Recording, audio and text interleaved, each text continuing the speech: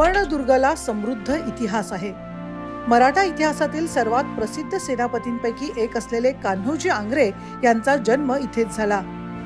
16व्या शतकात निजामशाहीच्या अखेरीला हा किल्ला आदिलशाही घराण्याच्या ताब्यात आला।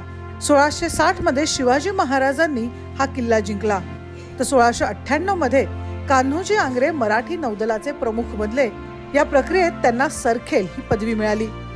किल्ल्याचे प्रवेशद्वार गोमुखी प्रकारचे आहे। 2 बुरुजांमध्ये किल्ल्याचं प्रवेशद्वार लपवलेलं आहे। किल्ल्याच्या प्रवेशद्वाराच्या उजव्या तटावर मारुतीची मूर्ती आहे। किल्ल्याच्या पायरीवर कासव कोरलेला आहे। संपूर्ण किल्ल्यावर अनेक पुतळे, शिलालेख आणि भिंतीवरील कोरीवकाम दिसेल, जे तुम्हाला किल्ल्याचा इतिहास आणि मराठा राजवटीच्या इतिहासातील किल्ल्याचं स्थान सांगते। असा हा किल्ला आता राज्य सरकारच्या मदतीने युनेस्कोच्या यादीत सामील झालेला आहे।